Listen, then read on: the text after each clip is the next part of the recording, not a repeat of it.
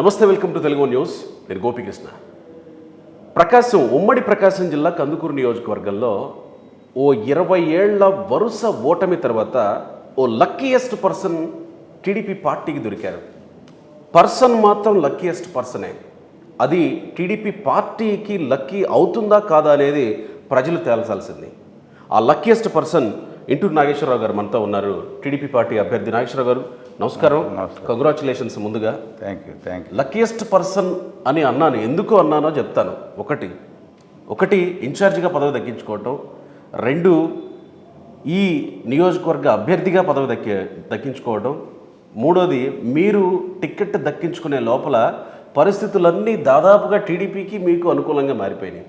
మైదిరెడ్డి పోటీలో లేకపోవడం, వేమిరెడ్డి ప్రభాకర్ రెడ్డి ఎంపీ అభ్యర్థిగా నెల్లూరు నుంచి ఇక్కడికి రావడం, ఈ పరిస్థితులన్నీ చూసినప్పుడు మీకు అనిపించిందా ఇలాంటి పరిస్థితులన్నీ నాకు అనుకూలంగా మారుతున్నాయని? పరిస్థితుల అనుకూలం అనేది మన చేతుల్లో లేదు. ప్రకృతి దానిపైన చేస్తూ ఉంటుంది టైం వచ్చినప్పుడు. నేను లక్కీ పర్సన్ అనేదానికి కూడా దానికంటే కూడా ఈ రాష్ట్రంలో జగన్మోహన్ రెడ్డి గారి ప్రభుత్వ పరిపాలన, ఆ ప్రభుత్వంలో ఉన్న ఎమ్మెల్యేలు కానీ, ఆ ప్రభుత్వంలో ఉన్న వాళ్ళ వైసీపీ నాయకులు కానీ 2024లో మనం చేసింది ఏమీ లేదు. ఈ రాష్ట్రానికి ఏ గ్రామానికి పోయినా సమస్యలతో కొట్టుమిట్లాడే పరిస్థితి, ఎక్కడ డెవలప్మెంట్ లేదు. యువత అంతా రోడ్ల మీదకి వచ్చే పరిస్థితి, ఎంప్లాయీస్ రోడ్ల మీదకి వచ్చే పరిస్థితి, ఇవన్నీ గమనించి ఈరోజు తెలుగుదేశం పార్టీ కాదు, ఈ రాష్ట్ర ప్రజలే తెలుగుదేశం పార్టీని కోరుకుంటామని. అంటే ఈ పరిస్థితులన్నీ ఒక్కొక్కటిగా మీకు సహకరించుకుంటూ వచ్చినట్టేనా కాదా అనేది నా ప్రశ్న. తప్పకుండా మనం మంచి మార్గాన్ని ఎన్నుకున్నప్పుడు ప్రకృతి మనకు సహకరిస్తుందని చెప్పి నేను దాన్ని నమ్ముతాను. దేవుడు ఆశీర్వాదం ఉన్నంత వరకు మనం మంచి జరుగుద్ది అనేది పూర్తి నాకైతే నమ్మకం. నేను ఈరోజు ఏ కార్యక్రమం చేపట్టినా నాకు చిన్న వయసు నుంచి ఈ రోజుకి సక్సెస్ఫుల్గానే ముందుకు వచ్చాను. ఆ దేవుడి ఆశీర్వాదం ఉంటుందని చెప్పి, అలాగే మాకు టికెట్ వచ్చేదానికి కానీ, ఇన్ఛార్జ్ ఇచ్చేదానికి కానీ జాతీయ పార్టీ అధ్యక్షులు చంద్రబాబు నాయుడు గారు, మా భావితరం నాయకుడు, మా యువకిరణం లోకేష్ బాబు గారు ఆశీర్లు పూర్తిగా నాకు మెండుగా ఉండే నాకు ఈ 2 అవకాశాలు వచ్చినాయని చెప్పి నేను చెబుతాను. ఒక్క మాట, మీరు ఇన్ఛార్జిగా పదవి చేపట్టినప్పటి నుంచి ప్రతి స్టెప్లోనూ మీకు అవాంతరాలు ఎదురైనాయి. నేను మిమ్మల్ని మొదటి నుంచి గమనిస్తూ వస్తున్నా కాబట్టి చెప్తున్నా. ప్రతి స్టెప్లో మీరు ఇన్ఛార్జిగా పదవి స్వీకరించినప్పుడు ఆ తర్వాత కొన్ని అవాంతరాలు, అభ్యర్థి అయినప్పుడు ఇంకా కొన్ని అవాంతరాలు, ఇప్పటికీ అవి కొన్ని పెండింగ్లోనే ఉన్న అవాంతరాలు ఇంకా ఉన్నాయి. ఇలా ఒక్కొక్కటి దాటుకుంటూ రావడానికి మీకు స్థైర్యం ఎక్కడి నుంచి వచ్చింది? ఒకటి, మనిషికి ఫస్ట్ గుండె నిబ్బరం ఉండాలి. ఆ దేవుడు నాకు దాన్ని ప్రసాదించాడు. చంద్రబాబు నాయుడు గారు ఒక కమిటెడ్ అని చెప్పి నాకు ఇవ్వడం జరిగింది. దాన్ని ఎక్కడ ముళ్ళబాటైనా కూడా దాన్ని పక్కకు నెట్టేనే కానీ ఎక్కడ బుల్డోజ్ చేసి నేను అది చేయలేదు. పబ్లిక్లో నిద్ర లేస్తే ఈ 2 సంవత్సరాల్లో, ఈ సంవత్సరం కంటిన్యూషన్గా ఏ వారంలో ఒక్కరోజు కూడా రెస్ట్ తీసుకోకుండా 7 రోజులు కంటిన్యూషన్ ప్రజల్లోనే ఉన్న ఈ 2 సంవత్సరాల నుంచి ఎక్కడా కూడా ప్రజల మన్ననలతోనే ఇవన్నీ అడ్డంకులు తొలగిపోయినాయి. అదేవిధంగా జాతీయ పార్టీ అధ్యక్షులు గారు కానీ, లోకేష్ బాబు గారికి కానీ, సార్ నాకు ఈ నియోజకవర్గంలో ఈ ఇబ్బంది ఉందని చెప్పి ఈ 2 సంవత్సరాల్లో నేను పోయి ఎవరి మీద కంప్లైంట్ చేయలేదు. ప్రజల ఆశీర్వాదంతోనే ఇవన్నిటికీ రూట్ క్లియర్ అయినాయి. తప్పనిసరిగా ఈ నియోజకవర్గ ప్రజలు నన్ను నమ్మారు. వాళ్ళు నన్ను గుండెల్లో పెట్టుకొని చూశారు. ఆఫ్టర్ ఎలక్షన్ ఈ నియోజకవర్గ ప్రజలందరినీ ఎవరైతే నన్ను నమ్మి నన్ను భుజం తట్టి ముందుకు తీసుకున్నారో వాళ్ళందరినీ కూడా నేను కూడా గుండెల్లో పెట్టుకుని చూసి కూడా ఐవీఆర్ఎస్ సర్వే జరిగిందా? ఇక్కడ బ్రహ్మాండంగా జరిగినాయి. నాకైతే రిజల్ట్ రాలేదు, కానీ ఈ నియోజకవర్గంలో ఎవరు వచ్చినా మా కార్యకర్తలు, సార్ మాకు ఐవీఆర్ కాల్ వచ్చింది, అంటే ఏంటి అనేది మీకు చెప్పలేదు. ఓకే, ఎవరు వచ్చినా మేము నాయకులకి ఒకటి నొక్కమన్నారు, ఒకటే నొక్కాము సార్ అని. ఎంతమంది కాల్ వచ్చినాయి అందరూ నాకు ఫోన్ చేసి చెప్పారు, పర్సనల్గా కూడా వచ్చి కలిసి. ఇవన్నీ కాకముందు అసలు మీ పొలిటికల్ జర్నీ స్టార్ట్ అవుతున్నప్పుడు ఒక ఎమ్మెల్యే అభ్యర్థిగా నాకు అవకాశం వస్తుంది కందుకూరు నుంచి అని మీరు ఊహించి ఇన్ఛార్జ్ దాకా వెళ్ళారా? ఇన్ఛార్జ్ దాకా వెళ్ళిన తర్వాత చాలామందికి టికెట్లు రాలా పరిస్థితి చూస్తూ ఉన్నాం. సో నీకు టికెట్ నాకే వస్తుందని మీరు అనుకున్నారా? అంటే ఇన్ఛార్జ్ వచ్చేటప్పుడు శివరాం గారు మోరల్గా సపోర్ట్ చేశాడు. ఓకే. ఆ తర్వాత ఇన్ఛార్జ్ వచ్చిన తర్వాత నా పనితీరు ఈ నియోజకవర్గాల ప్రజల్లో నేను కలిసిపోయడం, అలాగే వాళ్ళు నాతో మమేకం అవ్వడం, ఇవన్నీ కలిసిన తర్వాత తప్పనిసరిగా నియోజకవర్గ ప్రజలు బ్రహ్మాండంగా ఏదైతే బాబు గారు తీసుకునే సర్వేలు కానీ, ఐవీఆర్ కాల్స్ కానీ, ఏవైనా కానీ నాకు ఫుల్ సపోర్ట్గా వస్తాయి అని చెప్పి నాకు పూర్తి ధీమా ఉన్నింది. అయితే ఫస్ట్ లిస్ట్లో రానప్పుడు నేను కొంచెం డిస్టర్బ్ అయ్యింది, మెంటల్గా కొద్దిగా డిస్టర్బ్ అయ్యాను. ఓకే. కానీ రెండో లిస్టులో 200% నాకు వస్తుందని చెప్పి మనకున్న సపోర్టర్స్ కానీ మనకున్న నాయకత్వం కానీ చెప్పడం జరిగింది. నేను ఎక్కడా కూడా ఫస్ట్ లిస్టులో వచ్చినా రాకపోయినా ఎక్కడా మనోధైర్యం కోల్పోకుండా నేను ఆ రోజు డే 1 ఆ విధంగా ఉన్నాను, ఆ విధంగా తర్వాత కూడా నేను నా వర్క్లో నేను నిమగ్నం అయిపోయాను. ఈరోజు నా కుటుంబ సభ్యులు, నా మిస్సెస్ కూడా ఈరోజు డోర్ టు డోర్ తిరుగుతూ ఉంటే ప్రజల్లో బ్రహ్మాండమైన స్పందన, మీరు బాగా కష్టపడుతున్నారు, ఈ నియోజకవర్గంలో తప్పనిసరిగా మిమ్మల్ని ఆశీర్వదిస్తామని వాళ్ళే బయటకు వచ్చి చెప్పే పరిస్థితి. ఒక్కొక్క ఇంటికి వెళ్ళినప్పుడు నేను 2 times కూడా పోయా. 3rd time పోతే ఎందుకయ్యా ఇన్నిసార్లు తిరుగుతున్నావు, తప్పనిసరిగా మీకు ఓట్లు వేస్తామని చెప్పి కూడా చెబుతా ఉన్నారు వాళ్ళు. మీరు ఇన్ఛార్జిగా బాధ్యతలు తీసుకొని 2 సంవత్సరాలు అవుతుంది. దాదాపు కందుకూరు నియోజకవర్గంలో సమస్యలు ఏంటి అనేది ఈ పాటికి మీకు కంటోపాఠంగా తెలిసే ఉండాలి. ఆ సమస్యలన్నీ ప్రతిపక్షం మీద రుద్దడానికి, ప్రతిపక్షంలో ఇప్పుడు మీకు ప్రత్యర్థిగా ఆయా సిట్టింగ్ ఎమ్మెల్యే లేరు. ఇప్పుడు పోటీ కొంచెం కష్టమయ్యే అవకాశం ఉంటుంది. ఎందుకంటే ఇప్పటివరకు మీరు పోరాటం చేసింది వేరే వ్యక్తి మీద, కానీ ఇప్పుడు మీకు ప్రత్యర్థి అయింది వేరే వ్యక్తి. కొంత ఏమన్నా అవతల వైపుకు సానుకూలం అయ్యే అవకాశం ఉంటుంది. నేను ప్రత్యర్థి ఎవరనేది కాదు ఇక్కడ. ఈ 5 సంవత్సరాల్లో వైసీపీ ప్రభుత్వం ఏం చేసింది ఇక్కడ? ఓకే, మీకు దగ్గరగా ఇక్కడ మనకు ఒక సైడ్ పోతే పాలేరు రివరు, ఒక సైడ్ పోతే మన్నేరు రివరు. ఇక్కడ ఈ ప్రాంతంలో మనకి ఇసుక అసలు కొరతే లేదు. 1000 రూపాయలకి ట్రాక్టర్ ఇసుక దొరికే పరిస్థితి. ఈరోజు పని చేసుకునే వాళ్ళు కానీ ట్రాక్టర్ ఇసుక 5000 పెట్టి తోలాలి. ఇంతకుముందు ఎప్పుడు నాకు 46 సంవత్సరాలు, 47 సంవత్సరాలు, ఈ 47 సంవత్సరాలు మట్టి కొనుక్కున్న చరిత్ర ఎక్కడా లేదు. అంటే మట్టి కొనాలన్నా ఏదన్నా ఒక పని చేసుకోవాలంటే సామాన్య మానవుడికి అది అందుబాటులో లేదు. ఏమైనా కానీ వైసీపీ నాయకులే చేయాలి అనేది ఒక గ్రౌండ్ ప్రిపేర్ అయ్యి పూర్తిగా గ్రామాల్లో కానీ పట్టణాల్లో కానీ ఎక్స్పెండిచర్ ఎక్కువైపోయి ఖర్చు ఈరోజు 100 రూపాయలు అవ్వాల్సిన ఖర్చు 150 రూపాయలు ఉంది. అందువల్ల ఈ ప్రభుత్వం మీద పూర్తి వ్యతిరేకత ఉంది. సేమ్ టైం కొత్త వ్యక్తిని ఇక్కడికి తీసుకొచ్చారని ఇతను 5 సంవత్సరాల్లో మన పక్క నైబర్ కాన్స్టిట్యున్సీ కనిగిరి నియోజకవర్గం, ఇతను చేసిన అవినీతి అక్రమాలు దుర్మార్గాల ఆ కాన్స్టిట్యున్సీలో 40,000 ఓట్ల మెజార్టీతో ఇతన్ని గెలిపిస్తే ఆ నియోజకవర్గ ప్రజలు, వ్యాపారస్తులు కానీ మామూలుగా నాయకులు కానీ వైసీపీ నాయకులే క్యూ కట్టి తాడేపల్లి ప్యాలెస్కి పోయి ఇతనికి మీరు సీట్ ఇస్తే ఓడిస్తామని చెప్పి ఇక్కడికి పంపించారు. ఇక్కడ మనకు నైబర్ కాన్స్టిట్యున్సీ అందరూ కూడా వాళ్ళ రిలేషన్స్ ఉన్నారు. ఇందాక ఒక సోదరుడు చెబుతా ఉన్నాడు, ఒక వ్యాపార వర్గానికి సంబంధించిన సోదరుడు, ఒక మైనారిటీ సోదరుడు, మీరుగా ఇతను గెలిపిస్తే మీరు అందరూ ఒక మోసగాడికి ఓట్లు వేసినట్టేనని చెప్పి వాళ్ళే డైరెక్ట్గా కాన్స్టిట్యున్సీలు వైసీపీ నాయకులే ఇక్కడ ఉన్న నాయకులకు జవాబు. మనం తెలుగుదేశం పార్టీ నాయకులు కాదు, కనిగిరిలో ఉన్న వైసీపీ నాయకులే, ప్రముఖులే, పేర్లు చెప్పకూడదు కానీ మంచి పోస్టులో ఉన్న వాళ్ళే ఈ నియోజకవర్గంలో వాళ్ళ రిలేటివ్స్కి వాళ్ళ ఫ్రెండ్స్కి చెబుతూ ఉన్నారు, ఇతను దుర్మార్గుడు, ఇతను మీరు మోసపోగాకండి అని చెప్పి. ఇక్కడ ఒక్క ఫ్యాక్టర్ నాగేశ్వరరావు గారు, ఒకటి బీసీ ఫ్యాక్టరు. దాదాపు 52-54 ఏళ్ల కందుకూరు నియోజకవర్గం చరిత్రలో మొట్టమొదటిసారి బీసీకి అవకాశం వచ్చింది. అది తప్పు అంటున్నా నేను. అంటే నేనేమంటున్నానండి, కమ్యూనిటీ పరంగా కన్సాలిడేట్ అయ్యే అవకాశం లేదా ఇక్కడ? మీరు అదే మిస్టేక్ ఇక్కడ చెప్పేది. 89లో స్వర్గీయ నందమూరి తారక రామారావు గారు ఆ రోజున్న పరిస్థితుల్లో ఇక్కడ మోరుబోయిన మాల్కొండయ్య గారికి తెలుగుదేశం పార్టీ బీసీ క్యాండిడేట్కి, ఇప్పుడున్న సామాజిక వర్గం క్యాండిడేట్కే, బీసీ వ్యక్తికే ఇచ్చింది. వీళ్ళు ఇప్పుడు ఏదో సంకలు కొట్టుకుంటా ఉన్నారు, మేము బీసీలకు ఇచ్చాం, మేము బీసీ, ఇదే కదా ప్రచారం చేసుకుంటాం వాళ్ళు. మేము ప్రతి సందర్భంలో చెబుతాం, 89లోనే తెలుగుదేశం పార్టీ కందుకూరులో బీసీ సామాజిక వర్గానికి ఎమ్మెల్యే సీట్ ఇచ్చింది. 2019 పార్లమెంట్ ఎలక్షన్లో బేదా మస్తానరావు గారికి పార్లమెంట్ అభ్యర్థిగా ప్రకటిస్తే ఇప్పుడు సంకలు కొట్టే బీసీ సోదరులకు నేను అడుగుతా ఉన్నా, బీసీ అని చెప్పే సోదరులకు అడుగుతా ఉన్నా, బేదా మస్తానరావు గారు ఓట్లు వేసేటప్పుడు ఎక్కడికి పోయారు మీరు అందరూ నేను అడుగుతా ఉన్నా. ఓకే, ఇక్కడ ఏదైతే ఎమ్మెల్యే అభ్యర్థికి ఓట్లు వచ్చినాయో బీసీ సామాజిక వర్గం ఎక్కువగా ఉన్న ప్రాంతంలో కూడా ఎమ్మెల్యే గారికి పోతల రామారావు గారికి ఎన్ని ఓట్లు వచ్చినాయో బేదా మస్తానరావు గారికి కూడా అదే ఓట్లు వచ్చినాయి. ఎక్కడా కూడా ఓటు ఇక్కడ తెలుగుదేశం పార్టీ అనుకున్న బీసీ సోదరుడు ఎవరు కూడా కన్నెత్తి కూడా చూసే పరిస్థితి లేదు. తప్పకుండా బీసీ సోదరులు తెలుగుదేశం పార్టీ అంటే బీసీలు అంటే తెలుగుదేశం పార్టీ. వాళ్ళు ఎన్ని ప్రలోభాలు చెప్పినా, ఎన్ని అబద్ధ ప్రచారాలు చేసినా, అన్ని ఘనకార్యం. అంటే జగన్మోహన్ రెడ్డి చెప్తుంది ఇదే కదా, 50% పైగా నేను బీసీలకే ఇచ్చా, బీసీలంతా నాతోనే ఉంటారు, నా ఎస్సీలు, నా బీసీలు, నా మైనారిటీలు. నేను అదే అడుగుతున్నాను ఈరోజు. దాంతోపాటు పథకాలు కూడా ఈరోజు ఇంటికి చేరుస్తున్న 2,70,000 కోట్ల రూపాయలు నేను వేసా. ఇవన్నీ ప్రజల్లోకి వెళుతున్నాయి కదా, నేరుగా ఇళ్ల దగ్గరికే ఇస్తున్నాను కదా, ఆ ఇంపాక్ట్ ఉండే అవకాశం లేదండి. ఒకటి నేను అడుగుతా ఉన్నా, తెలుగుదేశం పార్టీ ప్రభుత్వ హయాంలో 3 నెలలకు ఎక్కడన్నా వాళ్ళ పిల్లల దగ్గరికి ముసలోళ్ళు వెళ్ళిపోతే వృద్ధాప్య పెన్షన్ 3 నెలల తర్వాత కూడా వచ్చి పెన్షన్ తీసుకునే అవకాశం ఉండేది. ఈరోజు ఒక నెలలో తీసుకోకపోతే 2వ నెలలో ఇచ్చే పరిస్థితి లేదు. సేమ్ టైం మనం ఒంటరి మహిళలకు తెలుగుదేశం పార్టీ ప్రభుత్వంలో భర్త 30 సంవత్సరాలు చనిపోయినా 28 సంవత్సరాలు చనిపోయినా ఒంటరి మహిళ పెన్షన్ ఇచ్చాం. ఈరోజు దానికి కూడా 45 సంవత్సరాలు ఏజ్ పెట్టాడు.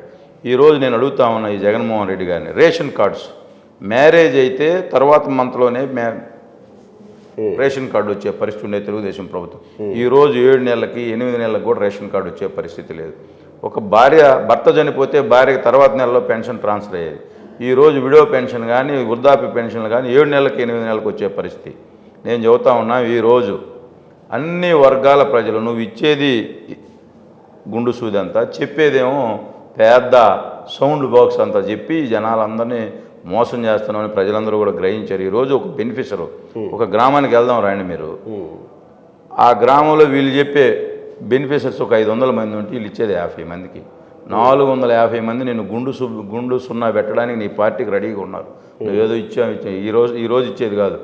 ఈ ప్రజాస్వామ్య దేశంలో దేశం స్వతంత్రం వచ్చిన తర్వాత ప్రతి ముఖ్యమంత్రి ప్రతి ప్రధానమంత్రి సంక్షేమానికి పెద్దపేట నువ్వేదో పెద్ద ఘనకార్యం చేసి ఇక్కడ ఏదో సాధించింది. సంక్షేమ పథకాలు అభివృద్ధికి సంబంధించి నేను రామాయపట్నం పోర్టు పూర్తి చేశాను, ఉద్యోగాలన్నీ 75% ఇక్కడ ఉన్నటువంటి యువతకే కేటాయిస్తాను, ఇప్పుడు వచ్చిన అభ్యర్థి కూడా చెప్పుకుంటున్నారు. తర్వాత వెలుగొండ ప్రాజెక్టు వాటర్ ఎక్కడికి వచ్చే కందుకూరు కాన్స్టిట్యున్సీకి టచ్ అవ్వదు అనుకుంటా కదా. ఇప్పుడు ఒకటి గోపి వెలిగొండ కూడా పూర్తి చేశానని చెప్పుకుంటున్నారు కదా. అసలు అక్కడ పోతే ఎగతాళి చేస్తారు జగన్మోహన్ రెడ్డి గారిని. ఈ రోజుకి అక్కడ అసలు ఏం చేసి దాన్ని ట్రయల్ రన్ వదులుతున్నా అని చెప్పి పోతే ఆ గేట్లు కూడా మళ్ళీ తీసుకొని పోయే పరిస్థితి ఉంది. అసలు మనం చూసే సంతనోదలపాడు కాన్స్టిట్యున్సీలో ఆ ప్రాజెక్టు గేట్లు కొట్టుకొని పోయి 1 సంవత్సరం రోజులు అవుతూ ఉంటే ఆ గేట్లు రిపేర్ చేయలేని దయనీయ పరిస్థితిలో ఈ రాష్ట్ర ప్రభుత్వం ఉంటే అసలు వీళ్ళు చెప్పే మాటలకు ఎక్కడ శాంటిటీ ఉందని నేను అడుగుతా ఉన్నా. నేను ఇక్కడ ఉండే రామాయపట్నం ఉద్యోగాలు ఇస్తే జనాలు కొంత అభివృద్ధి జరిగిందని మీకు నమ్మకం ఉందా ఈ ప్రభుత్వం మీద? నేను అడుగుతా ఉన్నా. అక్కడ కాంపన్సేషన్ ఇచ్చిన ఎవరైతే ల్యాండ్ అక్వైర్ చేసిన ఆ కర్లపాలెం, మొండివారిపాలెం, ఆవులవారిపాలెం రైతుల దగ్గరకు మనం వెళ్దాం రండి. వీళ్ళు చెప్పిన మాటలేంటి, వాళ్ళు చేసిన కార్యక్రమాలు ఏంటి అక్కడికి పోతే తెలుస్తుంది. కూడా ధర్నాలు చేస్తున్నట్టున్నారు, కాంపన్సేషన్ రాలేదండి. కాంపన్సేషన్ ఇవ్వని చేత కానీ ఈ ప్రభుత్వం రేపు మేము ఫ్యాక్టరీ అది చూస్తున్నాం, ఇండో సోలార్ కంపెనీకి ఎన్నో వేల ఎకరాలు తగలబెట్టి వాళ్ళు కట్టబెట్టాలని ఒక ఆలోచనతో తప్పితే ఇక్కడ పేద ప్రజలు బాగుపడాలి జగన్మోహన్ రెడ్డికి లేదు. ఆ ఇండో సోలార్ ప్రాజెక్ట్ ఎవరిది? స్వయానా అవినాష్ రెడ్డి గారి బంధువులది. అసలు వీళ్ళు చెప్పేదానికి అసలు వీళ్ళ మాటలు వినే పరిస్థితి రాష్ట్రంలో ఎవరూ లేరు. వీళ్ళు నోరు తెరిస్తే అబద్ధాలు చెప్పాలి. వాళ్ళు ఏ విధంగా ఈ రాష్ట్రాన్ని లూటీ చేయాలనే తప్పితే ఇక్కడ ఒక A2 వచ్చాడు. A2 రావడానికి కారణం కూడా రామాయపట్నం పోర్టే. ఈ ప్రాంతాన్ని దోసుకొని తినడానికి ఇక్కడికి వచ్చారే కానీ అసలు మీరు ఎవడు అడిగి ఈ కందుకూరు నియోజకవర్గాన్ని నెల్లూరు జిల్లాలో గెలిపారు. ఆ పోర్టు భూములన్నీ కూడా నెల్లూరు పరిధిలోకి వస్తే ప్రకాశం జిల్లాలో అయితే తెలుగుదేశం పార్టీ బలంగా ఉంటుంది, నెల్లూరు జిల్లాకు పోతే ఇక్కడ అడిగేవాడు ఎవడు లేడని చెప్పి ఒక ఆలోచనతోనే నెల్లూరు జిల్లాకు తీసుకుపోయి కలపడం జరిగింది. ఈ నియోజకవర్గ ప్రజలన్నీ గమనించారు. తప్పనిసరిగా భారీ మూల్యం 2024 ఎలక్షన్లో ఈ ఎమ్మెల్యే A2 విజయసాయిరెడ్డి ఈ నియోజకవర్గ ప్రజలు రుచి చూపిస్తారని చెప్పి ఇది చంద్రబాబు గారు చాలా సందర్భాల్లో వాగ్దానం చేశారు. మార్కాపురం ప్రజలకి నేను వస్తే డెఫినెట్గా మార్కాపురం జిల్లా చేస్తా అన్నారు.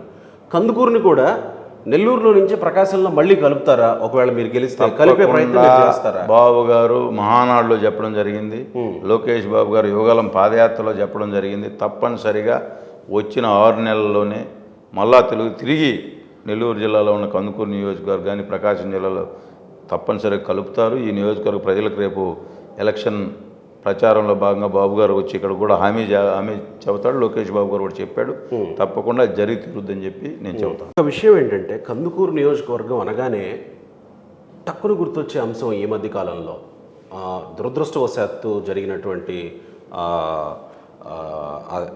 ఇదేం కర్మ మన రాష్ట్రానికి అనే కార్యక్రమం చంద్రబాబు గారు వచ్చినప్పుడు జరిగిన కార్యక్రమం. అంటే నా ప్రశ్న ఏంటంటే ఇక్కడ తెలుగుదేశం పార్టీలో ఒక వ్యక్తికి ఇన్ఛార్జ్ ఇచ్చారు, అభ్యర్థిని ఇచ్చారు, అతన్ని ప్రచారం చేసుకోమన్నారు. ఇంత జరుగుతూ ఉంటే ఇంకా ఏవో కొన్ని వ్యవహారాలు జరుగుతూ ఉండడం ఆ చనిపోయిన తెలుగుదేశం కార్యకర్తల ఆత్మ ఘోషిస్తుందేమో కదా. అంటే మీరు అప్పుడు వరకు చెప్పారు వాళ్ళంతా మా సైనికులు, మా కుటుంబ సభ్యుల్లాగా చూసుకుంటున్నాం అని, వాళ్ళంతా పార్టీ కోసం త్యాగాలు చేసినట్టు చూస్తున్నామని. ఇప్పుడు వాళ్ళ త్యాగాలు ఎట్లా అనిపిస్తూ ఉంటాయి మీరు ఇట్లా ఒకరికొకరు ఇదవుతూ ఉంటే? ఒకటి సోదరా, నేను అడుగుతా ఉన్నా, 20 సంవత్సరాల నుంచి ఈ నియోజకవర్గంలో తెలుగుదేశం పార్టీ కేడర్ చాలా నష్టపోయిన మాట వాస్తవం. ఈరోజు కూడా ఆ భయం ఉంది కేడర్లో. ఈసారి అయితే ఎవరు ఎన్ని కుయుక్తులు బన్నినా, ఎవరు ఎన్ని చెప్పినా, ఈవెన్ నేనైనా కానీ తెలుగుదేశం పార్టీని ఓడిద్దామని ఒక దుర్మార్గమైన ఆలోచన ఉన్న వ్యక్తులకు నేను ఈ నియోజకవర్గంలో చెబుతా ఉన్నా. ఈ నియోజకవర్గ ప్రజలు, తెలుగుదేశం పార్టీ కుటుంబ సభ్యులు చాలా క్లారిటీగా ఉన్నారు. ఎవరెన్ని మోసపు మాటలు చెప్పినా రేపు 2024లో కందుకూరులో తెలుగుదేశం పార్టీని గెలిపిస్తారు. ఇవన్నీ మీరు చెప్పింది వాస్తవం. క్యాడర్ చాలా తెలివిగా ఉన్నారు. ఎవరు ఇంతకుముందు జరిగిన తప్పులు చేయము, క్లారిటీగా ఉన్నారు. తప్పనిసరిగా ఈ నియోజకవర్గ ప్రజలు చాలా తెలివిగా ఉన్నారు. కుయుక్తులు ఏమైనా జరుగుతున్నాయా అని నేను అనడం లేదు. వాళ్ళకు ఆలోచనలు కలిగినా కూడా ప్రజలు చాలా తెలివిగా ఉన్నారు. మీరు ఎన్ని మాయ చేసినా, మాటలు చెప్పినా తప్పనిసరిగా 2024లో ఈ రాష్ట్రానికి చంద్రబాబు నాయుడు గారు ముఖ్యమంత్రి ఎంత అవసరమో, ఈ నియోజకవర్గంలో తెలుగుదేశం పార్టీ గెలవడం అంత ముఖ్యమని చెప్పి ఈ నియోజకవర్గంలో ఉన్న తెలుగుదేశం పార్టీ కుటుంబ సభ్యులు, సానుభూతి పరులు చాలా క్లియర్గా ఉన్నారు. తప్పనిసరిగా భారీ మెజార్టీ, ఇప్పుడు రాని మెజార్టీ కందుకూరు నియోజకవర్గంలో రాబోతా ఉందని చెప్పి నేను చాలా గట్టిగా, ధైర్యంగా కూడా చెబుతాను. ఒక్క మాట, విపిఆర్ వేమిరెడ్డి ప్రభాకర్ రెడ్డి నేరుగా వెళ్ళి మాజీ మంత్రి, ప్రస్తుత సిట్టింగ్ ఎమ్మెల్యే మహేందర్ రెడ్డిని కలిశారు. అసలు మహేందర్ రెడ్డితోటి ఏం మాట్లాడారు, ఈయనకి ఏం చెప్పారు? తలలు గోక్కుంటున్నారు కందుకూరు నియోజకవర్గంలో, ఇంతవరకు బయటికి రావట్లేదు. ఇంతకు ఆయన సపోర్ట్ టీడీపీకి ఉంటుందా, వైసీపీకి ఉంటుందా, లేదా న్యూట్రల్గా ఉంటారా? ఏంటి అసలు ఆయన పరిస్థితి? వాళ్ళకున్న సంబంధాలు, వాళ్ళకున్న రిలేషన్లు మనకైతే తెలియదు. ఓకే, అది తప్పదు. క్యాండిడేట్గా పోటీ చేసినప్పుడు అడగడం మన బాధ్యత, మన కర్తవ్యం. అడిగారా? అంటే సపోర్ట్ అడిగారు? వేమిరెడ్డి గారు అడుగుతారు కదా, సహజంగా అడుగుతారు కదా, నేను పోటీ చేశాను సహాయం చేయమని అడుగుతారు, తప్పులేదు.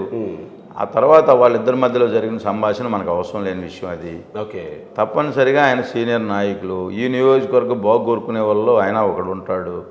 ఆయన తప్పనిసరిగా మంచి నిర్ణయం తీసుకుంటాడని చెప్పి నేనైతే అనుకుంటున్నాను. ఓకే, అంటే వేరే వాళ్ళకి ఎవరికో సపోర్ట్ చేస్తా అన్నారని ఒక ప్రచారం బయట ఉంది. ఆ సందర్భంలో నేను ఈ ప్రశ్న అడగాల్సి వచ్చింది. ఓకే, నేనైతే ఆయన చాలా సీనియర్ పొలిటికల్ లీడరు. అవును, ఆయన బ్యాలెన్స్ తప్పుతాడని నేనైతే అనుకోను. తప్పనిసరిగా ఈ నియోజకవర్గ అభివృద్ధి ఎవరైతే చేయగలుగుతారో, ఏ పార్టీ అయితే చేయగలుగుతుందో ఆలోచిస్తాడని చెప్పి నేనైతే నమ్ముతున్నాను. ఓకే, ఇంతవరకు రాజకీయాలు మాట్లాడాం. ఇప్పుడు వ్యక్తిగత విషయానికి వద్దాం. ఇంటూరు నాగేశ్వరరావు గారు తెర మీదకి వచ్చింది 2 సంవత్సరాల కిందట. ఇన్ఛార్జిగా బాధ్యతలు స్వీకరించారు. ఈ 2 సంవత్సరాలు కందుకూరు నియోజకవర్గంలో మొత్తం తిరిగారు. ఈ పాటికి మీ మీద ఇంటూరు నాగేశ్వరరావు గారు అంటే ఒక పిక్చర్ కళ్ళ ముందు కనబడాలి ప్రజలకి. ఆ పిక్చర్ కనబడేలాగా ఇంటూరు నాగేశ్వరరావు గారు ప్రజల్లో ఉన్నారా కందుకూరు నియోజకవర్గంలో? మీరు గ్రౌండ్లో పోతే తెలుస్తుంది నేను ఉన్నానా లేదా అనేది. నేను నాకు ఇన్ఛార్జ్ ఇచ్చిన ఈ 2 ఇయర్స్లో నాకు చేతైన వరకు తెలుగుదేశం పార్టీ ఏ విధంగా ఈ నియోజకవర్గంలో కానీ గ్రామాల్లో కానీ బలపడుతుందో నాకు చేతైన వరకు నేను చేశా.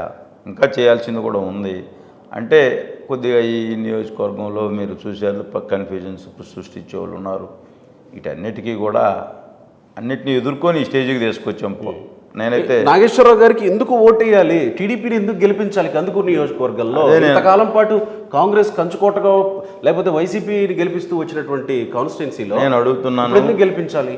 ఈ నియోజకవర్గంలో యువత ఉపాధి అవకాశాలు లేక రోడ్డును పడి పరిస్థితి. హైదరాబాద్ పోయి మేస్త్రి పనిలో, సూపర్వైజర్ పనిలో చేసుకుని, అలాగే మహిళలు స్వయం ఉపాధి అవకాశాలు లేక వాళ్ళు చిన్న చిన్న పనులు, చిన్న చిన్న రొయ్యల ఫ్యాక్టరీలో పోయి చిన్న చిన్న జాబులు, అంటే మరీ చిన్నవి, అంటే ఆ పరిస్థితి నియోజకవర్గంలో. దీన్ని రూపుమాపి ఎవరి కాళ్ళ మీద వాళ్ళు యువత నిలబడే విధంగా, అలాగే మహిళలు స్వయం ఉపాధి కల్పించే విధంగా నేను ప్రతి సందర్భంలో వాళ్ళకి చెబుతా ఉన్నా. అలాగే నేను కూడా కుట్టు మిషన్లు ట్రైనింగ్ పెట్టి నేను ఏదో మిషన్లు ఫ్రీగా ఇస్తున్నానని చెప్పడం లేదు వాళ్ళకి. మీరు మీ కాళ్ళ మీద నిలబడాలి. సేమ్ టైం రేపు ప్రభుత్వం వచ్చిన తర్వాత చిన్న తరహా పరిశ్రమలు తీసుకొచ్చి మీకు ఇప్పుడు సంవత్సరంగా ఒక బల్క్ ట్రైలింగ్ నేర్చుకున్నారంటే స్కూల్ యూనిఫామ్స్, లేకపోతే జూట్ బ్యాగులు, రకరకాల ఈ ఫ్లాగ్స్ రకరకాల వ్యాపారాలు ఉన్న కంపెనీలు ఉన్నాయి. ఓకే. చిన్న తరహా మధ్య తరహా పరిశ్రమలు ఈ నియోజకవర్గాన్ని తీసుకొచ్చి నాకు ఎంతో కొంత వ్యాపారంలో అనుభవాలు ఉన్నాయి కాబట్టి వాళ్ళందరికీ కూడా ఈ నియోజకవర్గంలో యువతకు కానీ మహిళలకు కానీ స్వయం ఉపాధి కల్పించే బాధ్యత నేను తీసుకుంటానని చెప్పి ప్రతి సందర్భంలో తెలియజేస్తా ఉన్నా. కంపల్సరీగా దాన్ని చేసి ఇక్కడ ఈ నియోజకవర్గాన్ని బాగు చేస్తాను. అలాగే నా కష్టాన్ని చూసి నాకున్న పరిచయాలతో నేను చేసే కార్యక్రమాలు కానీ నన్ను నమ్మి ఓట్లేస్తారని చెప్పి నేను చాలా క్లియర్గా ఉన్నా. అదేవిధంగా ఇక్కడ వ్యాపార వర్గాల్లో కూడా చిన్న చిన్న అభద్రతా భావాలు ఉన్నాయి. నా ఫ్రెండ్స్ కూడా ఉన్నారు. నా నేచర్ ఏందో తెలుసు, నా విధానాలు కూడా వాళ్ళకి తెలుసు. కాబట్టి ఈ మున్సిపాలిటీ పరిధిలో కానీ రూరల్లో కానీ ఇక్కడ లోకల్ వ్యక్తి నియోజకవర్గంలో నేను 20 సంవత్సరాల నుంచి నాకు చిన్న పెద్ద రాజకీయాలు నాకు కూడా ఈ ప్రాంతం మీద పూర్తి అవగాహన ఉంది. నాగేశ్వరరావుకి అయితే ఒక క్లారిటీతో నియోజకవర్గం మీద ఉన్నాడని చెప్పి నమ్ముతున్నారు. మీరు కావాలంటే గ్రౌండ్ రియాలిటీ తీసుకోండి. డెఫినెట్గా తీసుకుంటాం. నాగేశ్వరరావు ఒక ప్రజల్లో కలిసిపోయే వ్యక్తి, మనందరినీ కూడా ఒక సోదరుడుగా మనలో మమేకమైన వ్యక్తి అని చెప్పి మీరందరూ కూడా గ్రౌండ్లోకి పోతే చెబుతారు నా గురించి. నేను ఎక్కడ కూడా నో కాంట్రవర్షియల్, ఏదన్నా ఉంటే నేనే సఫర్ అవుతా కానీ పక్కవాడిని ఎక్కడ కూడా ఇబ్బంది పెట్టే నేచరే నాది కాదు. ఏదన్నా బాధ ఉన్నా నేను మనసులో పెట్టుకుంటానే కానీ నేను ఎక్కడ ఓపెన్ అవ్వను. తప్పనిసరిగా ఈ నియోజకవర్గానికి చంద్రబాబు నాయుడు గారి ఆశీస్సులతో, మా యువ నాయకుడు లోకేష్ బాబు గారి ఆశీస్సులతో తెలుగుదేశం పార్టీ జెండా ఎగరైపోతున్నామని చెప్పి సందర్భంగా తెలియదు. ప్రధానమైనటువంటి సమస్య ఎంతమంది ఎమ్మెల్యేలు వచ్చినా సరే, మైదిరెడ్డి గారు ఎక్కువ కాలం చేశారు కాబట్టి రోడ్ కనెక్టివిటీది ట్రాఫిక్ సమస్య కందుకూరు నియోజకవర్గ ప్రజలు ఎదుర్కొంటున్నటువంటి ప్రధానమైనటువంటి సమస్య. దానికి పరిష్కారం ఏమన్నా మీరు సొంత మేనిఫెస్టోలో ఏమన్నా పెట్టుకుంటారు నియోజకవర్గం? తప్పకుండా సోదరా. ఈ నియోజకవర్గంలో హెడ్ క్వార్టర్ కందుకూరు అంటే ఎప్పుడో 89లో ఏదైతే పెద్ద అది మెయిన్ రోడ్డు ఉందో అదే రోడ్డు ఈరోజు 2023లో 24లో కూడా ఉంది. తప్పనిసరిగా నాకు ఒక ప్రణాళిక ఉంది. మున్సిపాలిటీకి రోడ్ కనెక్టివిటీ చాలా వీక్గా ఉంది. అంటే చాలా రోడ్లు ఉన్నాయి కానీ అవుట్ సైడ్ రోడ్లు వస్తే ఆ రోడ్లు మొత్తం దేశపోయి కనెక్టివిటీ పెంచితే ఇంత సమస్య ఉండేది కాదు. అది కొంత జాప్యం జరిగింది. మొన్న జగన్మోహన్ రెడ్డి గారు కూడా రామాయపట్నం పోర్టు భూమి పూజ కార్యక్రమంలో కూడా చాలా డబ్బాలు కొట్టాడు. నేను మొత్తం 27 కోట్లు అప్రూవల్ చేసేసాను, ఇమీడియట్గా స్టార్ట్ చేస్తారు 1 వీక్లని. ఇప్పుడు దగ్గర 2 సంవత్సరాలు అయిపోయింది. అంటే ఈ జగన్మోహన్ రెడ్డి గారు మాటలు చెప్పడమే కానీ ఫలితం లేదు. రేపు తప్పనిసరిగా బైపాస్ ఏదైతే ఉత్తర బైపాస్ ఉందో టౌన్కి అది కంప్లీట్ చేసి రోడ్ కనెక్టివిటీని పెంచి మున్సిపాలిటీని ఒక రోల్ మోడల్గా తీర్చిదిద్దే బాధ్యత నేను తీసుకుంటానని చెప్పి ప్రజలు చెబుతున్నా. సేమ్ టైం మనకి కందుకూరు మున్సిపాలిటీకి కూడా ఎక్కడా కూడా మాస్టర్ ప్లాన్ ఫుల్ ఫ్లెడ్జ్గా లేదు. ఓకే. దాన్ని కంప్లీట్ చేసి దాని రోడ్లు ఎక్కడైతే చివరి ప్రాంతాలు డెవలప్ అయ్యే విధంగా వాటి కనెక్టివిటీ పెరిగే విధంగా మున్సిపాలిటీని కూడా డెవలప్ చేసి మున్సిపాలిటీకి కూడా గ్రోత్ అంటే ఇన్కమ్ సోర్స్ కూడా పెంచే మార్గం కూడా తప్పనిసరిగా తీసుకొని ఈ మున్సిపాలిటీని ఒక రోల్ మోడల్ మున్సిపాలిటీగా తీర్చిదిద్దే బాధ్యత నేను తీసుకుంటాను. మీకు జనసేన బీజేపీ సపోర్ట్ ఉండడం ఎంత మేరకు మీకు లాభిస్తుంది అని అనుకుంటున్నారు? దాంతోపాటు బీజేపీ సపోర్ట్ ఉండడం వల్ల కొంత మైనారిటీస్ ఇబ్బంది పడే అవకాశం ఉందనే ఒక చర్చ ఉన్న నేపథ్యంలో మైనారిటీస్ మీతో కలిసి ఉంటారా అనే నా ప్రశ్నకు మీ సమాధానం. ఇక్కడ ఒకటి సోదరా, నేనేమంటున్నానంటే బీజేపీతో మాకు పార్టీ అలయన్స్ అయిన తర్వాత మైనారిటీస్ మాకేం దూరం లేదు. జగన్మోహన్ రెడ్డి గారు ఎక్కడున్నాడు? 5 సంవత్సరాలు బీజేపీ దగ్గర లేడా? ఈ రాష్ట్ర ప్రజలకు కనిపించడం లేదా? కాదు. ఇక్కడ అవుతుంది ఈ రాష్ట్రాన్ని ఎవరు డెవలప్ చేస్తారు, ఈ రాష్ట్రం ఎవరైతే ముందుకు తీసుకొని పోతారనే ఆలోచనతో రాష్ట్ర ప్రజలు ఉన్నారు, మైనార్టీ సోదరులు ఉన్నారు. అందరూ కూడా అన్ని వర్గాల ప్రజలు ఈ రాష్ట్రం ముందుకు పోవాలని తెలుగుదేశం పార్టీ అయినా షాదీఖానాలు నిర్మించారు. మళ్ళీ మైనార్టీస్కి రంజాన్ తోఫాలు కానీ అలాగే దుల్హాన్ పథకం కానీ మైనార్టీ కార్పొరేషన్ లోన్లు ఇచ్చింది ఎవరు? తెలుగుదేశం పార్టీ ప్రభుత్వం. ఈ 5 సంవత్సరాల్లో మైనార్టీలకు ఏమన్నా ఒకటి వచ్చిందా? ఒక్క స్కీమ్ ఇంప్లిమెంటేషన్ చేసాడా? నేను జగన్మోహన్ రెడ్డి గారి నుంచి అక్కడ రేపు ఒకటే మైనార్టీ సోదరులు ఈ రాష్ట్రం ఎవరైతే డెవలప్ చేస్తారు, ఈ రాష్ట్రం ఎవరైతే బాగుపడుతుంది, మైనార్టీ సోదరులకు ఎవరైతే సంక్షేమం అందిస్తారో చూస్తారే తప్పితే వీళ్ళు చెప్పే కల్లబుల్లి మాటలు నమ్మే జగన్మోహన్ రెడ్డి అనే వ్యక్తిని ఈ రాష్ట్ర ప్రజలు నమ్మరు. అది మైనారిటీలే కాదు ఎవరు ఈ రాష్ట్ర ప్రజలు ఎవరూ కూడా సొంత చిన్నాయన చంపేసి ఈ రాష్ట్ర ప్రజల్ని ఒక సిబిఐ పెద్ద దర్యాప్తు సంస్థ నీ సోదరుడిని చంపేశాడని చెప్పి చేస్తే ఈ రాష్ట్రంలో అసలు లా అండ్ ఆర్డరు ప్రజాస్వామ్యం అసలు నడుస్తుందా? అంటే అవినాష్ రెడ్డిని ఎందుకు అరెస్ట్ చేయలేకపోతుంది సిబిఐ? ఎవరికి తెలియదు? ఈ రాష్ట్ర ప్రజలందరికీ తెలుసు. స్వయానా వాళ్ళ చెల్లెలే నా అన్నయ్య ఒక దుర్మార్గుడు, నన్ను గోడకేసి కొట్టాడు, తల్లిని వదిలేశాడు అని వాళ్ళ చెల్లెలే చెబుతుంది. మనం ఎవరు చెప్పడం లేదు. ఈ రాష్ట్ర ప్రజలకి సొంత కుటుంబ సభ్యులే, వాళ్ళ చిన్నాయన కూతురు మా నాన్న చంపింది వాళ్ళే నేను చెబుతుంది. సొంత చెల్లెలు నన్ను గోడకేసి కొట్టాడని చెప్తుంది. అంటే నీ నేచరు, నీ మనస్తత్వం, నీ నియంత్రత్వం పోకడ ఈ రాష్ట్ర ప్రజలు నీ కుటుంబ సభ్యులే చెబుతూ ఉన్నారు. ఈ రాష్ట్రంలోనే ఈ అన్ని వర్గాల ప్రజలు జగన్మోహన్ రెడ్డిని చూసి మొహం పక్కకు పోయే పరిస్థితి వచ్చింది. ఈ మధ్య కాలంలో కొన్ని సామాజిక వర్గాల వారు, కొన్ని వర్గాల వారు టీడీపీ పార్టీలో జాయిన్ అవుతూ వచ్చారు. నిన్న జరిగిన మీ ఎంపీ అభ్యర్థి వేమిరెడ్డి ప్రభాకర్ రెడ్డి ఆధ్వర్యంలో కూడా కొన్ని చేరికలు జరిగాయి. పాత నాయకులంతా టీడీపీలో చేరుతూ వస్తున్నారు. ఏం మంత్రం వేశారు? ఎక్కడ వాళ్ళని బుట్టలో వేశారు? మంత్రం అవసరం లేదు ఇక్కడ. ఈ రాష్ట్ర బాగు కోరుకునే వాళ్ళందరూ కూడా ఈ జగన్మోహన్ రెడ్డి ఉంటే ఈ రాష్ట్రం ఇంకా నాశనం అయిపోద్ది. ఇంకా భావితరాలకు మనం మోసం చేసిన, మనం భావితరాలకు నష్టం చేసిన వ్యక్తులం అవుతాం. ఆ విధంగా మనం మిగిలిపోకూడదు. ఈ రాష్ట్ర భవిష్యత్ చంద్రబాబు నాయుడు గారు అయితేనే ముందుకు తీసుకుపోతాడు. కనీసం ఈ దేశంలో రాజధాని పేరు చెప్పుకోలేని రాష్ట్రం ఏదన్నా ఉందంటే అంతకంటే దౌర్భాగ్య పరిస్థితి దేశంలో ఎక్కడన్నా ఉందా అని నేను అడుగుతా ఉన్నాను. రాజధాని గురించి కందుకూరు నియోజకవర్గం ప్రజలకు కూడా కావాలా? బ్రహ్మాండంగా. ఎందుకు అంటే మనకి వైజాగ్ 3 రాజధానులు అని చెప్పాడు. 3 రాజధానులు అసలు నీ మాటలకు శాంటిటీ ఎక్కడ ఉందని నేను అడుగుతా ఉన్నా. ఎక్కడన్నా 3 రాష్ట్రాల్లో ఒక ఇటుక ఏడన్నా పెట్టావా? అసలు నీ రాష్ట్ర ప్రజలు నేను ఎందుకు నమ్ముతారు అనుకుంటున్నాను. నేను అడుగుతున్నా స్ట్రైట్ క్వశ్చన్. నువ్వు చెప్పింది ఏది? ఒక జాబ్ క్యాలెండర్ అన్నావు, మెగా డిఎస్సి అన్నావు, మద్యపాన నిషేధం. ఇంకా మీరు మొదలు పెడితే ఇంకా ఏమంటున్నానంటే వీళ్ళందరూ చేరడానికి కారణం ఏంటి? ఇంటూరు నాగేశ్వరరావు మీద నమ్మకమా, పార్టీ మీద నమ్మకమా, లేకపోతే వైసీపీ మీద నమ్మకం లేకపోవడమా? అంటే ఇక్కడ ఒక 3 ఫ్యాక్టర్లు వాస్తవం. ఈ రాష్ట్రానికి చంద్రబాబు నాయుడు గారు ముఖ్యమంత్రి అవుతాడనేది ఆల్రెడీ గ్రౌండ్లోకి వెళ్ళిపోయింది. ఓకే. సెకండ్ క్వశ్చన్, ఇక్కడ ఉన్న వ్యక్తి, ఇప్పుడు పోటీ చేసిన వ్యక్తి నాన్ లోకల్. 2, 3 నాగేశ్వరరావు మనందరికీ కూడా అందుబాటులో ఉంటాడు, మన అందరి మధ్యలో కలిసిపోతాడు. నాగేశ్వరరావుని లీడర్ని చేసుకుంటే మనకు నెక్స్ట్ జనరేషన్ అంతా కూడా కలిసి జర్నీ చేయొచ్చు అని మా మీద కొంత నమ్మకం. ఇవన్నీ కలిపి సేమ్ టైం వేమిరెడ్డి ప్రభాకర్ రెడ్డి గారు కూడా ఈ ప్రాంతానికి కొత్త వ్యక్తి అయినా ఈ జిల్లాలో వేమిరెడ్డి ప్రభాకర్ రెడ్డి గారు అంటే ఒక దానశీలుడు, అజాత శత్రువు, ఏదైనా హెల్ప్ చేస్తాడు పోతే. అలాగే ఈ నియోజకవర్గం కూడా బాగుపడుద్దని ఒక అన్ని సమీకరణలు కలిసే ఈరోజు తెలుగుదేశం పార్టీలో విపరీతం ఎక్కడికి పోయినా మీరు అసలు రాత్రి చూశారు. వేమిరెడ్డి గారు ఒక పరిచయ వేదిక పెడితే వేలల్లో వచ్చి దాన్ని సక్సెస్ఫుల్ చేశారంటే తెలుగుదేశం పార్టీ గెలవడానికి ఎన్ని సిగ్నల్స్. Okay, okay.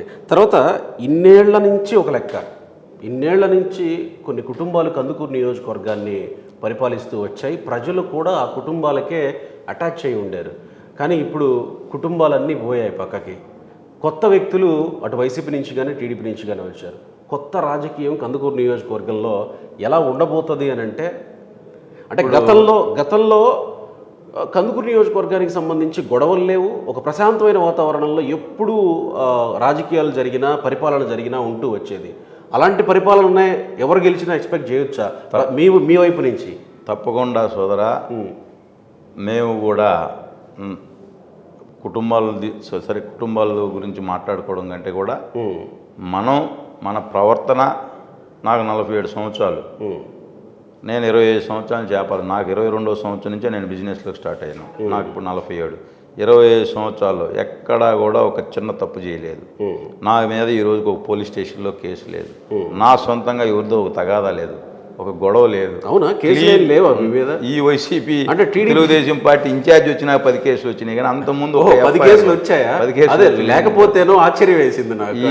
చాలా మంది మాకు కేసులు లేని వాళ్ళు అంటే మా అభ్యర్థులు ఆశ్చర్యం వ్యక్తం చేయాల్సిందే.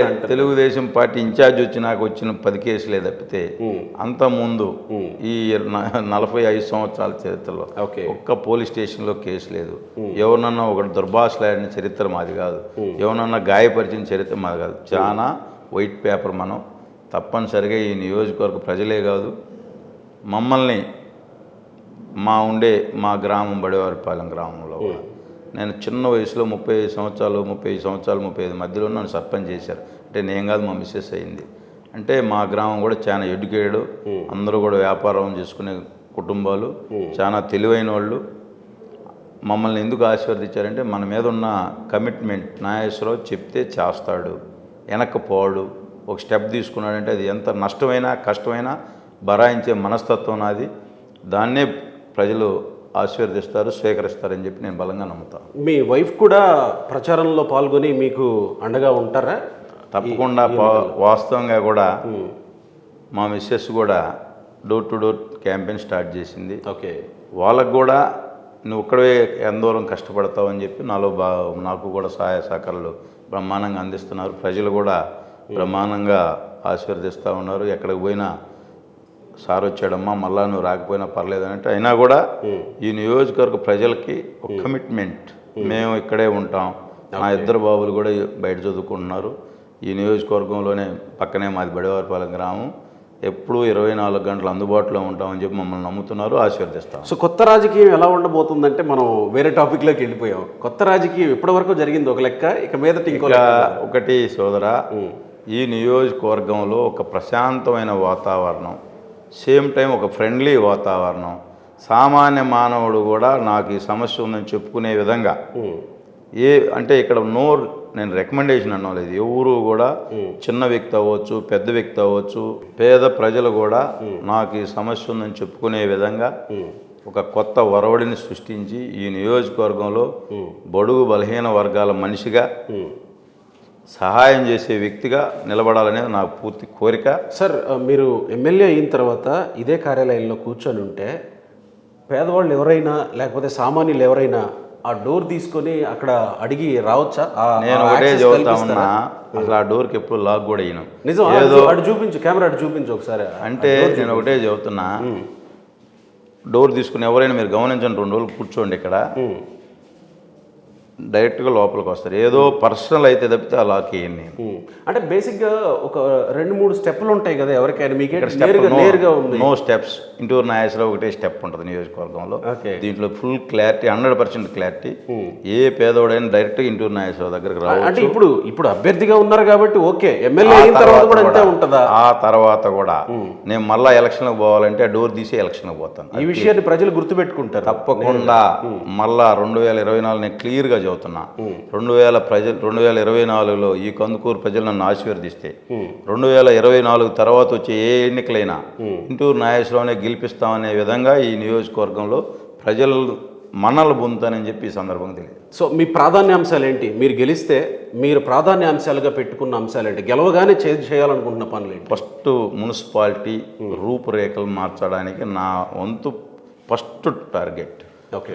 ఇక్కడ అండర్గ్రౌండ్ డ్రైనేజ్ కానీ శానిటేషన్ చాలా వీక్గా ఉంది టౌన్ మొత్తం. ఓకే. దీనికి రోడ్లు కనెక్టివిటీని పెంచడం ఫస్ట్ టార్గెట్. ఓకే. ఆ తర్వాత యువతకి మహిళలకి స్వయం ఉపాధి అవకాశాలు ఫుల్ ఫ్లెడ్జ్గా తీసుకురావడం. తర్వాత మనం ఈ ప్రాంతం మొత్తం వ్యవసాయ ఆధార ప్రాంతం, రాళ్ళపాడు రిజర్వాయర్కి రావాల్సిన 1 TMC వాటర్ కూడా పర్ఫెక్ట్గా రావడం లేదు. ఆ వచ్చే సోర్స్ను పెంచి కంపల్సరీగా రాళ్ళపాడు రిజర్వాయరు ఆయకట్టు ప్రాంతం కానీ తాగునీటి సమస్య కానీ ఈ నియోజకవర్గానికి లేకుండా చేసే పూర్తి బాధ్యతలు.